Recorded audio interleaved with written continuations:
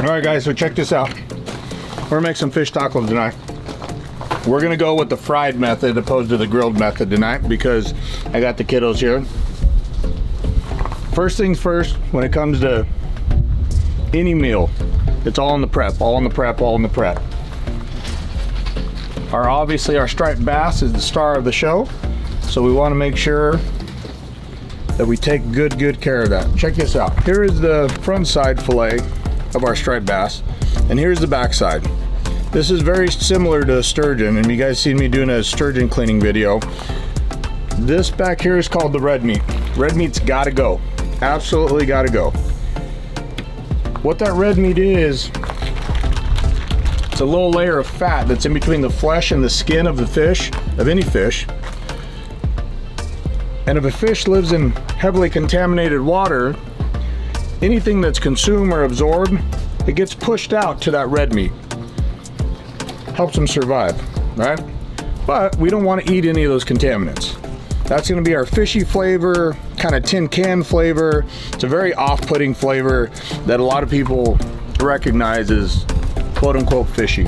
So here's how we take care of that. We have our nice fillet that Dan already took off with the Bubba fillet knife there. In doing so, he left about 5 or 6 rib bones in there. This is the belly wall, comes down to the vent. I'm gonna take my knife, go straight down. Now this bottom half, 0 bones whatsoever. Top half is gonna have those rib bones still attached inside. I'm gonna take my tail piece. You'll see this lateral line right down the middle of the fish. I slice right down the middle.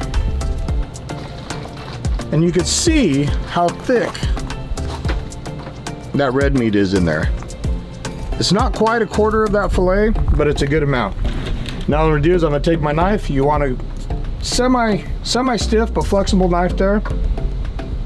Bring this in here, put your knife right at the top of that red meat. You're gonna push down on the fish with your hand, and you're gonna take your knife, and you're not gonna dig in, but you're gonna push flat. You're gonna push that knife flat like that, and there's something about pushing it flat that helps separate that red skin from your fillet, from your good clean flesh, just like so. All right, throw that in there. All my red meat, discard of it, get rid of it. You don't want it, trust me. It's just not good, guys. So don't feel like you're wasting fish. It's not wasting fish. This will all be consumed. When that is left on there, sometimes it's not consumed, and that's wasting fish. So we're gonna keep on with the prep here. As we move through it, we'll let you know what's going on. Right on, guys, we got the first part of the prep done. But very important part when it comes to fried fish. We've all had 2 types of fried fish. One of them where the batter adheres to the protein, and the other one where the batter flakes off the protein. What we want to do is we want to get rid of the excess moisture in this fish. The way we do that is with the dry brine. Dry brine is very easy. You can do it with any type of salt. This is the seasoned salt, Johnny's seasoned salt. You could also do it with regular salt. But all we're gonna do is put a light coating on this fish. And you'll see after a few minutes, all of the excess moisture, none of the oils, none of the flavor, but just excess moisture in that fish will come out. And then we're gonna pat it dry before we start our breading process. And that's gonna help our breading really adhere to that protein and give us a nice, clean, flaky, just amazing fried fish. So we're gonna give this about 3 or 4 minutes. Perfect little wind coming through here to help dry it out. We're gonna rock and roll. Because you need something to lighten it up. You don't want things so heavy. We're gonna do a good job frying it so it's not super heavy. But we're making some pickled red onions, spicy pickled red onions. And the acidity from the apple cider vinegar is gonna help cut that fat. I just pop these in the fridge. It literally takes a couple minutes to make. When you cut them thin, that vinegar and lime start breaking down that onion ASAP. So when you cut these, come really nice and thin. Or chop up a Serrano, put a little heat in there. Garlic clove. All right.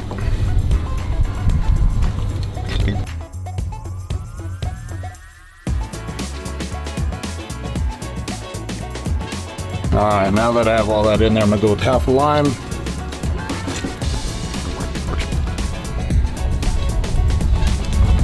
Cat went to go get the regular salt. We'll throw some of this in there in the meantime. There we go. About 2 tablespoons of salt. And we're gonna go apple cider vinegar. You could do a couple different things with vinegar. You could go 100% apple cider. Sometimes I do a mix 50-50 between apple cider and white vinegar, and that's pretty good. And you could jazz this up. You can put pickling spices, put all sorts of stuff in there. But that right there is just a very basic pickled red onions. Throw it in cooler, shake it around a little bit. Here in about 15 minutes, we're gonna have a really nice pickled red onion to go on top of our fried fish. 1 piece at a time. Because what we want is we want every piece, go ahead Drax and drop it. Drop it. Okay, let me mix it around a little bit because we don't want them to get stuck together. And in here, I just have regular flour, seasoned salt, garlic salt, and I actually put a little bit of McCormick's flour in there. You could also use Pride of the West, a pre-seasoned flour. Take it, we're gonna shake off all the excess. Yeah, that's what we want right there. That's how flour sticks to it. There's no wet spots. That means we did a good job of getting the moisture out of it. We're gonna go to the egg wash. The egg wash. Yep, that comes off. And we put that right there. Give it a little cover. All right, now that we pat it down, let's go ahead and put it in that tray right over there. You like that, stack it in there nice and neat. Okay, Jackson, go ahead and do that over and over and over.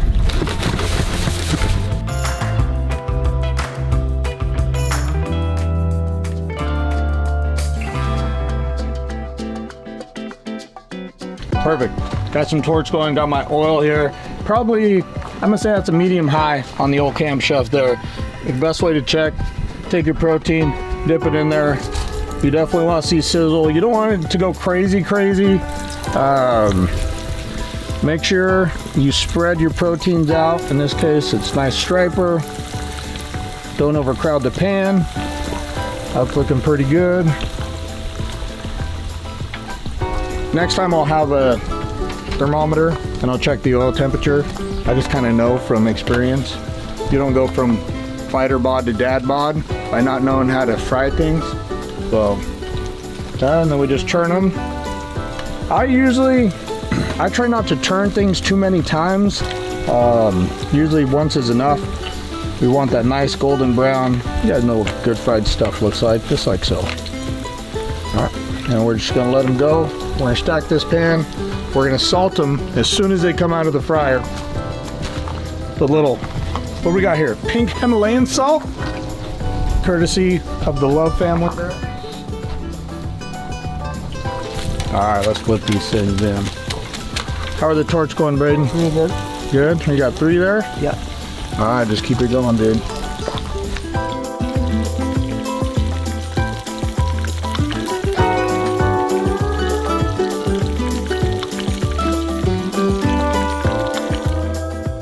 Perfect fry job. I love them. It almost tastes lemony. A little citrus. Like 10 out of 10. 7, but they're on good. That's a good. Yeah, good. Good fish stick? Yeah, very good. Dude, that's what it is, a fish stick. That's as good as it gets, man. And you asked if you can eat the striper out of here. No. I caught that one. This is your fit. Check it out. Here's how you put it together. Number 1, you're making fish tacos. Has to be a corn tortilla. This flour tortilla stuff has got to stop. It's bad. It's absolutely horrible. Then we're gonna take a piece of fried fish, put on half the torque, a little bit of slaw, a little bit of pickled red onion. If you're daring, take one of the pickled Serranos on there, and then I'm gonna just go half and half salsa verde, salsa rojo. There you have it, my friends. Striped bass fish tacos. I told you, I'm no expert in the striped bass world, but I'm a good fisherman and I'm a pretty dang good cook.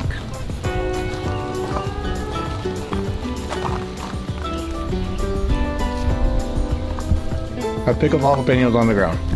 Dang it! Dude, this striper, I've never gone for striper. Thank you so much, man. Are you kidding me? Absolutely our pleasure. Nice meeting you. To have you